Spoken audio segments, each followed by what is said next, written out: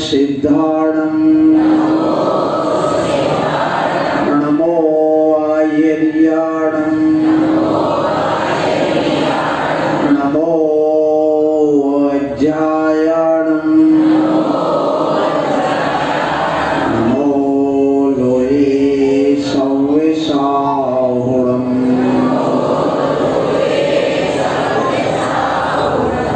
मूल नायक श्री आदिनाथ भगवान की, चारि चक्रवर्ती आचार्य श्री शांति सागर जी महाराज की, परम पूज्य संत शिरोमणि आचार्य गुरुवर श्री विद्यासागर जी महाराज की, परम पूज्य आचार्य गुरुवर श्री विपुल सागर जी महाराज की, परम पूज्य आचार्य गुरुवर श्री अभिनंदन सागर जी महाराज की, तपोवन तीर्थ सागर में विराजमान बड़े बाबा श्री पदम प्रभु भगवान की।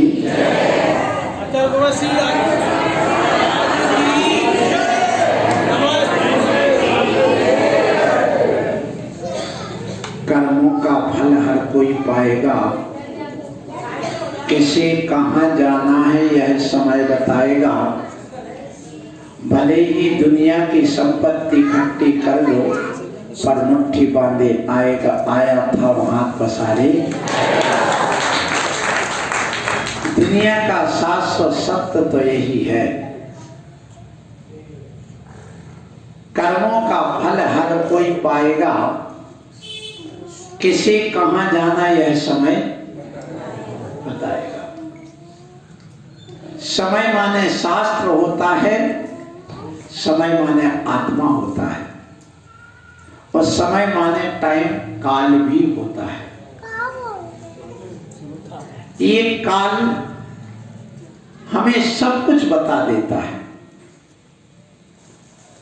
इस काल ने इस जीव को अनादि काल से काल कवलित किया है, और यही वजह है कि वो अपने स्वरूप को नहीं समझ पाया और कर्मों के खेल को भी नहीं समझ पाया। यह दूसरों को तो दोष देता है, लेकिन अपने कर्म की ओर नहीं देखता। यही सबसे बड़ी अज्ञानता है। उस अज्ञानता को दूर करना है, उसी के लिए एक गुरु आपके बीच में आते हैं। और यह कर्म जो है, इसमें जो मोहिनी कर्म है वह सबसे ज्यादा दुखदाई है। इस मोह कर्म को मदिरा भी कह दिया। आप लोगों ने तो बड़े अच्छे डाला, मोह महामद कब से पिया है? अनादि काल से। कब उतरेगी ये मदिरा? जब 10वें गुण स्थान में पहुंच जाओगे तब। अभी मोह रूपी मदिरा महाराज की भी नहीं उतरी है पूरी। इतना अवश्य है कि ये इतनी सूक्ष्म हो गई है कि उसकी मदिरा में हमें होश आ गया है कि मेरा स्वरूप क्या है, मैं कहां से आया हूं, मुझे जाना कहां है, मेरा लक्ष्य क्या है, मुझे किससे मिलना है और किससे दूर रहना है, ये होश हमें आ चुका है। इसलिए ये जो कर्म है, एक कर्म चोर चहोर सर्वस लूटे शुद्ध नहीं, और सदगुरु दे जगाए मोह नींद जब और समय। जब कछु बने उपाय कर्म चोर आवत रुके। ये रोज पढ़ते हैं, लेकिन पढ़ने के साथ साथ अपन ये देखें कि ये कर्म रूपी जो चोर है, ये चारों ओर से घेर करके हम बैठे, और उनमें मोहिनी कर्म तो इतना ज्यादा अपने लिए है, इतना ज्यादा है कि वो कोई काम करने नहीं देता किसी को।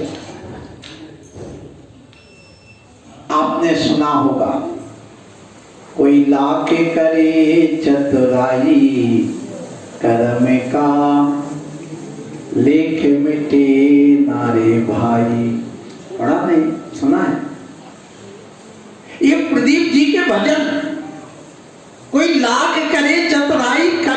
लेख मिटे नारे भाई। जो कर्म है उसका फल तो तुम्हें भोगना ही पड़ेगा।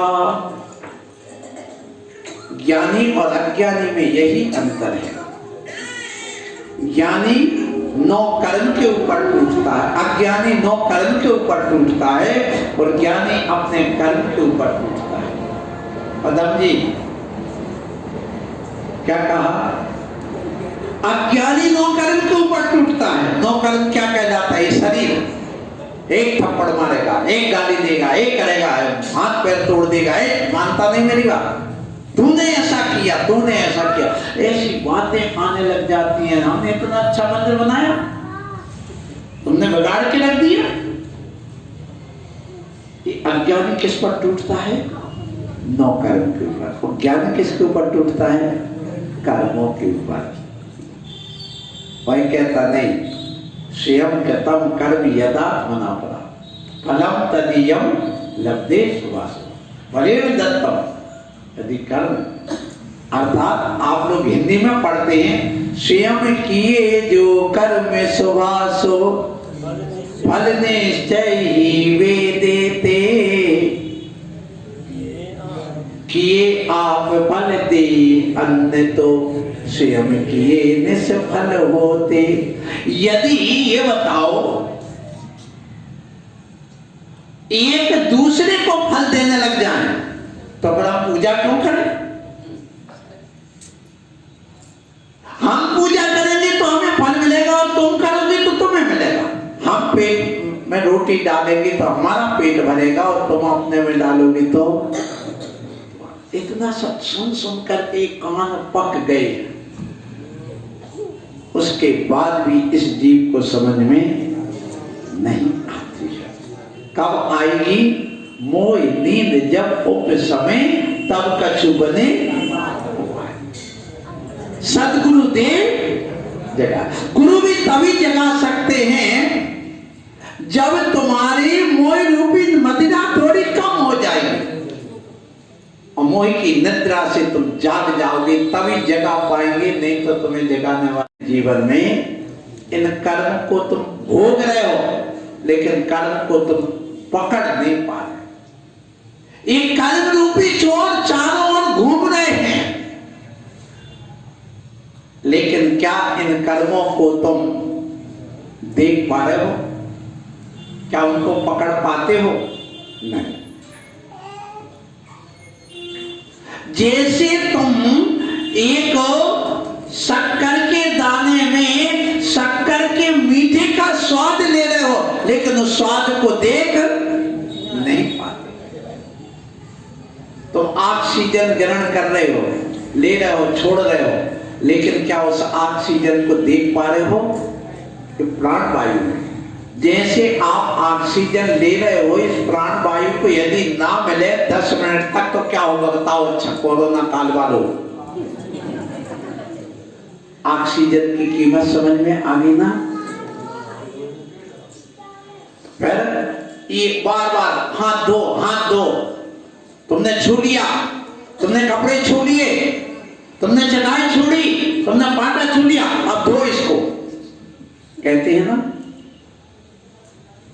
अब इन कोरोना ने बता दिया कि यदि तुमने किसी के कपड़े टच कर लिए मतलब अब उसमें कोरोना वायरस आ गया, अब इसको अलग कर उतारो। समझा दिया ना? माने जैन धर्म के सारे सिद्धांत अब समझ में आ गए कि 16 क्या कहलाता है। कहते हैं बोलो मत, मुख से थूक चढ़ता है, वायु निकलती है, आप मुंह बंद करके रखो। लेकिन अभी समझ में नहीं आ रहा था, आप पुनः वही काम आ गया, पर जो कितना होगा ढीले, और फिर आएगा भी 1 साल बाद, स्वाकल में फिर आ जाएगी सबकी। विचार करना क्या है ये? क्यों नहीं मानते गुरु की बात? गुरु समझाते हैं लेकिन समझ में नहीं आ रही। किसकी वजह से? बस ये मोहिनी कर्म की वजह से समझ में नहीं आता है। इस संसार का मूल कारण, दुख का मूल कारण मोह है, और मोह को ही आदमी सबसे अच्छा मानता है। कितना प्रेम करता है, बाप रे, इन जैसा प्रेम तो दुनिया में कोई की है ही नहीं। एक मिनट नहीं छोड़ते, कबूतर कबूतरी की तरह रहते हैं। हमारा पति बहुत अच्छा है, हमारी पत्नी बहुत अच्छी है, हमारा बेटा बहुत अच्छा है। ये राग है। क्या है ये राग कहो मोह कहो एक ही बात है। तो ये राग आग दहे सदा ताते समामृत से ये अब विषय कसाय, अब तो त्याग निज पद बीजिए।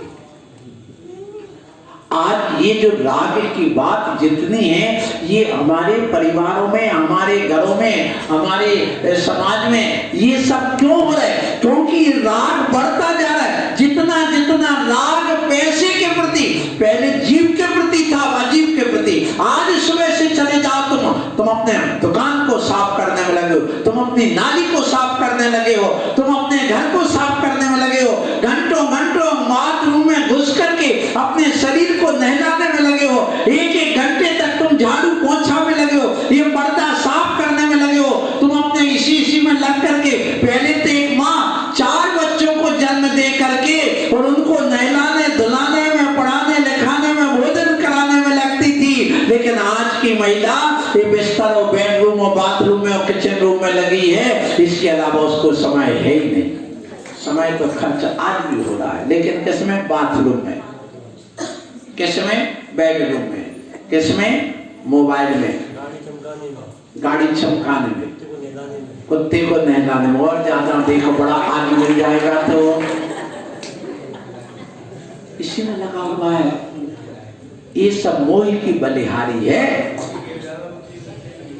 मिश्रित मोह और कुछ नहीं।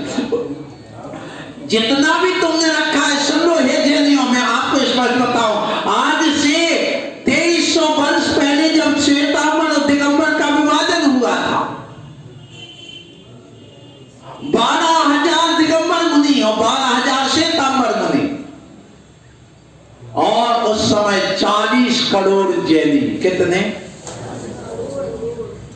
40 करोड़ जैनी। उस समय की जो अपनी जनगणना है वो बताती है। और उस समय सुनिए, उस स्थिति को जब हम देखते हैं और उस स्थिति को देख करके आज देखते हैं, ये जैन समाज पहले लुटी, अब पुनः समय आएगा जब यहां पर आतंकवाद फैलेगा।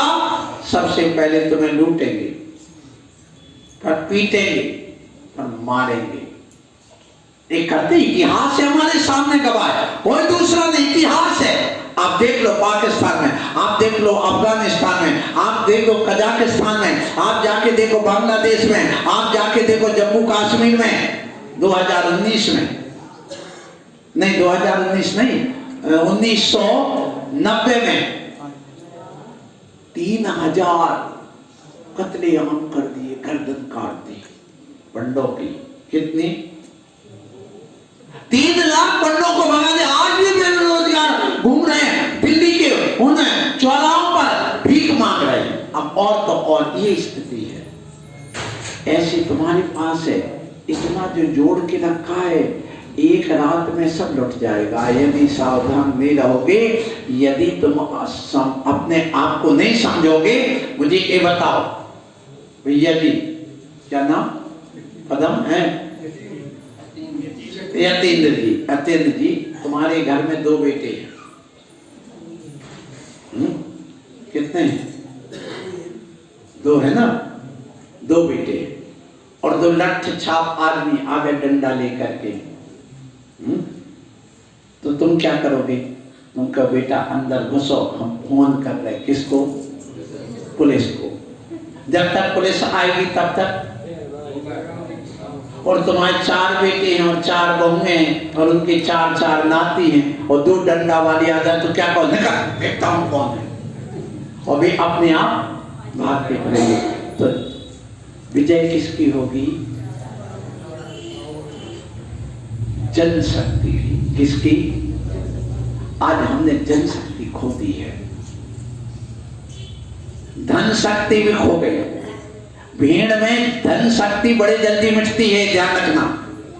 जहां भीड़ इकट्ठी हो जाएगी, अभी आ जाएगी यहाँ पर पूरे विधायक जी आते चले गए, बड़ा अच्छा लगा उनको। विधायक जी को देख करके उन्होंने क्या देखा, वो जब साथ में कहा महाराज के साथ में चलो, तो उन्होंने जूते उतार करके साइड में रख दिए। फिर वो कहने लगे महाराज मैं पहन सकता हूँ क्या? मतलब एक विधायक जी को लग रहा है कि हमारे गुरु नंगे पैर चल रहे हैं, तो हम क्या कर रहे हैं? ये सब मोही की बलिहारी है। विचार करना, जैन ना होकर के उनके अंदर ये विचार आ रहा है कि हमारे महाराज नंगे पैर दिगंबर चल रहे हैं, पर मैं जूता पहन के चलूं? हमारे जीवन को धिक्कार है। अब विचार करना, तुम क्षेत्रों पर जाते हो, कैसे जाते हो? आज सब जूते चप्पल पहन के जाने लगे।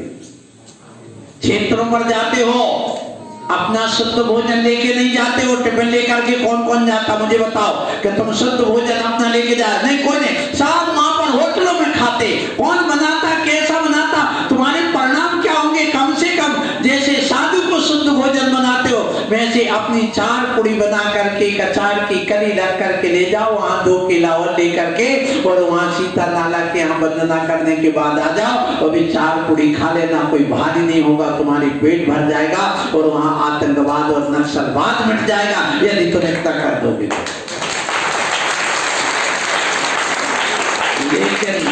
लेकिन वहां जाकर के विचार करना आप लोग, ये मोही की बलहारी देखो। आप अपने शरीर के प्रति कितने रागमय जुड़े हुए हो। सो आप लोगों से आज यही कहूंगा कि मोह का बंध हम रात दिन बांध रहे, मोह कर्म को सबसे ज्यादा बांध रहे जैन समाज। क्यों? जब जब तुम दर्पण के सामने खड़े होती, आईना के सामने कितनी देर खड़ी रहती है चलता बिटिया? 10 मिनट कम से कम। और भगवान के सामने कितने मिनट खड़ी होती है? पहले आदमी भगवान को दर्पण मानता था। भगवान दर्पण है हमारे, ध्यान रखना। और देखो ध्यान रखना, इसमें अपने रूप को निहारा जाता है। और उस दर्पण के सामने तुम किसको निहारते हो? अपने आप को नहीं निहारते, अपने गालों को, अपनी नाक को, अपने आंखों को, अपने होठों को, अपने कान को। इसलिए कहा गया मत रूप निहारो दर्पण में। दर्पण माने आत्म गंदला हो जाएगा, और निज रूप निहारो परमात्मा में। परमात्मा आत्म उजला। क्या कहा? मत रूप निहारो दर्पण में, आत्म गंदला हो जाएगा। निज रूप निहारो परमात्मा में, आत्म उजला हो जाएगा। आज 1-1 घंटे तक दर्पण के सामने खड़े होकर के रूप निहारने के लिए समय है। भगवान के सामने 5 मिनट खड़े होकर के भक्ति करने का समय नहीं, अभिषेक करने का समय नहीं, पूजा करने का समय नहीं, आज दर्शन करने का समय नहीं। और थोड़ा बहुत यदि कुछ और लो, मंदिर में बैठे रहोगे क्या? पदम चंद जी वो कहेंगे ताई जी कहाँ है? चौके में है क्या? ऐसे लग रहा भी देखने नहीं, मतलब चौके में।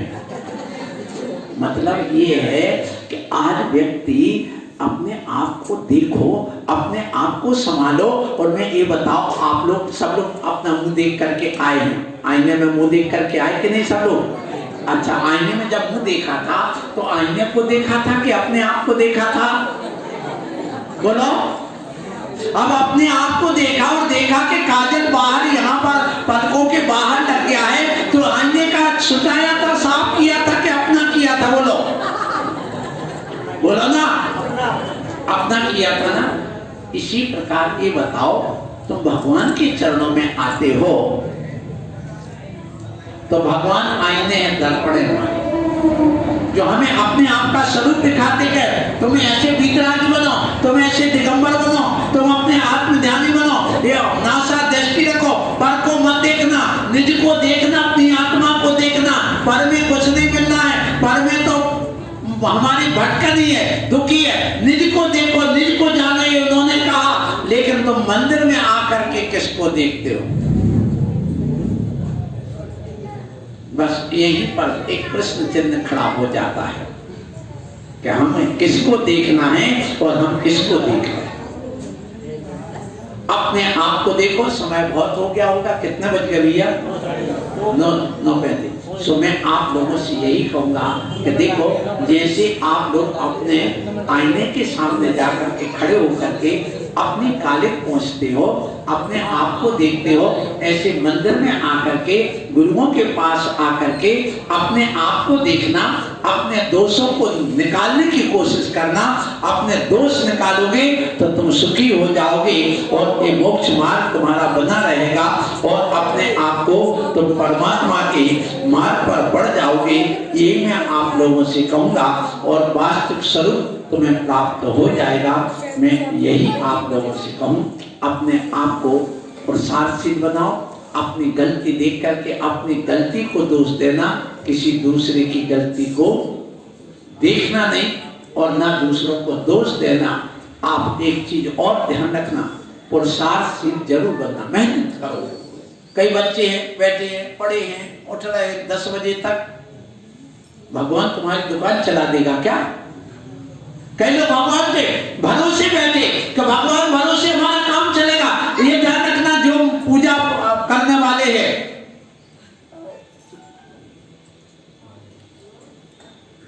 सुनाई दे रहा है टुंडला वालों को? कोई कहे शादी कर ली, क्या नाम तेरा? मयंक नहीं, तेरे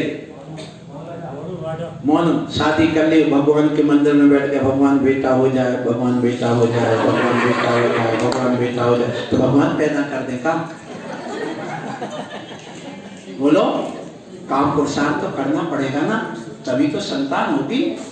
इसी प्रकार कोई मंदिर में दिन भर बैठा है, भगवान कर देंगे, भगवान कर देंगे, तो भगवान नहीं करेंगे। यदि भगवान करते तो बड़े दान पुरुषार्थ क्या है, काम पुरुषार्थ क्या? इन्हीं भगवान ने कहा 4 पुरुषार्थ करो, धर्म, अर्थ, काम और मोक्ष। यदि तुम मंदिर में दिन भर बैठे रहोगे तो भी तुम्हारी दुकान नहीं चलेगी। हाँ, मंदिर के दुकान में बैठो ना रहोगे तो तुम्हारा धर्म पुरुषार्थ पुण्य इकट्ठा नहीं होगा और तुम्हारा मोक्ष पुरुषार्थ भी नहीं बनेगा। इसलिए सुबह से उठ करके पहले मंदिर आकर के भगवान के दर्शन करो, पूजन करो, उनका आप उपकार मानो, उनसे कहो भगवान आपके भरोसे ये बदौलत तुम्हारी बदौलत से है। ये दौलत किसकी बदौलत है? आपकी बदौलत है भगवान। ऐसा उनसे कहो और हम न्याय नीति हमारे अंदर बना रहे, हमारे अंदर भ्रम ना आए, हमारे अंदर एक मोह पैदा ना हो, हमारे अंदर मिथ्यात्व पैदा ना हो। ऐसा विचार करके आप अपने घर जाए और आप मेहनत करें, पैसा कमाएं और अपनी मेहनत करके और अपना जीवन अच्छा बनाएं। अकेले बैठे मत रहे कि बैठे ठीक है, दुकान पे आ रहा है, ग्राहक आ रहा है, चलो आएगा, अपने नहीं मिलेगा, ऐसा तो नहीं सोचते। ध्यान रखना, जो मेहनत नहीं करता है उनको ये 2 पंक्ति हमेशा याद रखना। कायरता जिन चेहरों का श्रृंगार करती है, क्या कहा? कायरता जिन चेहरों का श्रृंगार करती है उन पर मक्खी भी बैठने से इनकार करती है।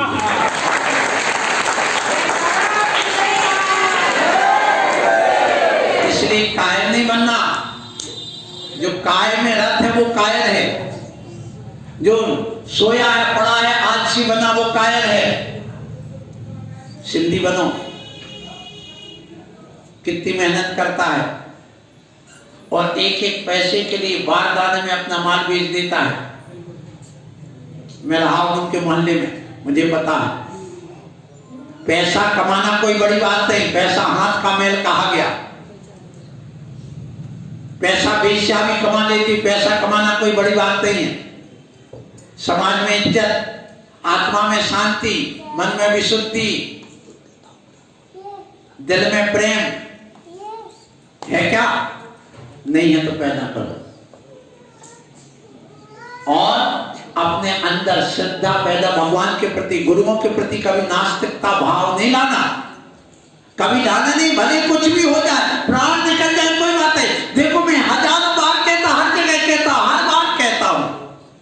मुझे ये बताओ, हमारे यहाँ इतने महाराज आते हैं, ना भैया सब लोग? बताओ कहाँ गए वो वीरेंद्र भैया है? सबके काय बैठे? पल्लन आ जा, पल्लन।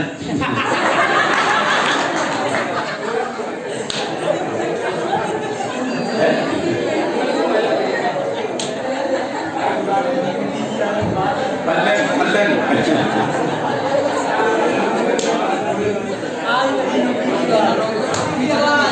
तो मतलब ये है, सुन लो, आप लोग समझो, पुरुषार्थ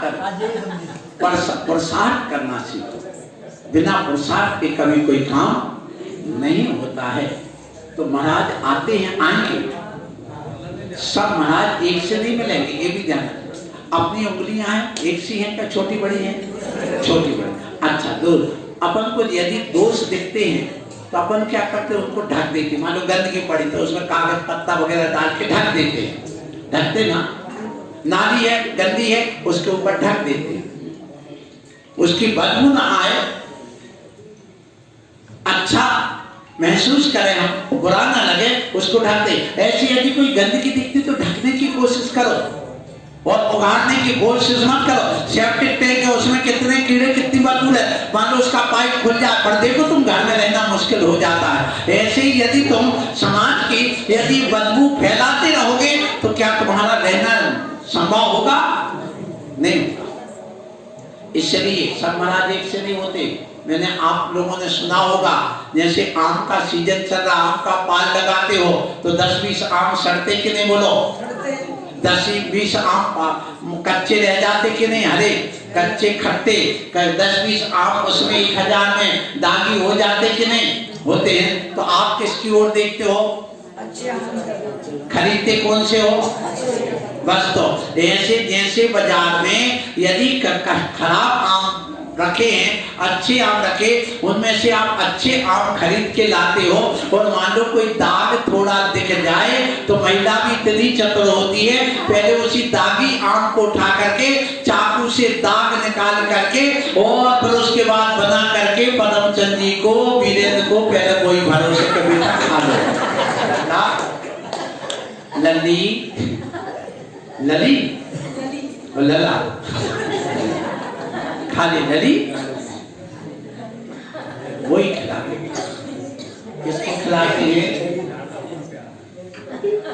विचार करना माने आपने उस दाग की ओर देख के उसको वेस्टेज मान के फेंक दिया, और गुण ग्रहण का अभाव रहे न तो इसी का नाम गुण ग्रहण का है। तो आप लोग अपने जीवन में अच्छी बात करो, समाज की एकता बनाए रखो, समाज के प्रति अपना तो प्रेम लेकर के चलो, एक दूसरे की आगे बढ़ाने की बात करो, एक दूसरे को कंधे से कंधा लगा करके आगे चलने की बात करो। और अंत कह देता हूं, अंतिम बात है कि हाथ पकड़ के खींचना है कि टांग पकड़ के खींचना? बोलो, खींचो कोई बात नहीं, लेकिन टांग पकड़ के मत खींचो, हाथ पकड़ के खींचो तो समाज का विकास।